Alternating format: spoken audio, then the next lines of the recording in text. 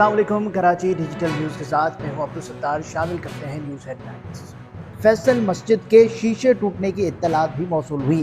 Report کے مطابق اسلام آباد کے پوش سیکٹرز کی سڑکوں پر بھی پانی جمع ہو گیا۔ ریڈ زون پارلیمنٹ ہاؤس کے اطراف سڑکوں پر بھی پانی کھڑا ہو گیا۔ بارش کے باعث ٹریفک کی روانی بھی شدید متاثر ہو گئی۔ ڈی سی اسلام آباد کی ہدایت پر ضلعی انتظامیہ کے افسران فیلڈ میں موجود ہیں۔ تمام اسسٹنٹ کمشنرز نے نشیبی علاقوں کے دورے کیے۔ سی ڈی اے اور ایم سی آئی ٹیمز بھی اسسٹنٹ کمشنرز کے ہمراہ موجود ہیں۔ سندھ کے سینئر وزیر شرجیل انعام میمن نے کہا ہے کہ فینسی نمبر پلیٹس، کالے شیشے اور دیگر خلاف ورزیوں پر 831 کارروائیاں کی گئی ہیں۔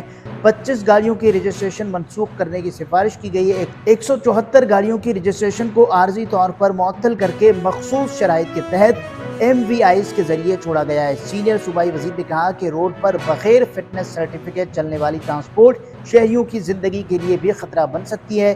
تمام شہری قانون کا احترام کریں۔ کراچی کی 11 اہم شاہراہوں پر غیر قانونی رکشوں کی آمد و رفت پر 2 ماہ کے لیے پابندی عائد کر دی گئی۔ پابندی 15 اپریل سے 14 جون 2025 تک نافذ العمل ہوگی۔ 1+4 رکشوں پر عبداللہ شاہ غازی کے مزار، شارع فیصل، آئی چنگری گڑھ روڈ، اسٹیڈیم روڈ اور دیگر علاقوں میں بھی پابندی عائد کی گئی ہے۔ شارع فیصل، آئی چنگری گڑھ روڈ، شہید ملت روڈ سمیت اہم شاہراہوں پر رکشے چلانے پر پابندی ہوگی۔ شارع فیصل، آئی چنگری گڑھ روڈ پر 1+2 اور 1+4 موٹر کیب کے چلانے پر مکمل پابندی ہوگی۔ سوشل میڈیا پر ایک ویڈیو وائرل ہو رہی ہے جس میں اسلام آباد پولیس کے اہلکار کو مہروں کے مرض میں ایک بزرگ شہری کا شف کے ذریعے علاج کرتے دیکھا جا سکتا ہے، جو مشکل سے چھڑی کے سہارے چل رہے تھے۔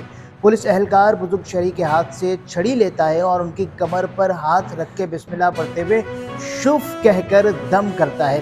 ایسا کرنے پر بزرگ شہری سیدھا کھڑا ہو جاتا ہے اور ٹھیک سے چلنے لگتا ہے، حتیٰ کہ دوڑ لگا کے بھی دکھاتا ہے۔ پولیس والا ان سے پوچھتا ہے کہ آپ کا علاج کیسا ہوا، جس پر بزرگ شہری کہتا ہے آپ نے بہت اچھا علاج کیا ہے اور مجھے نئی زندگی دے دی ہے۔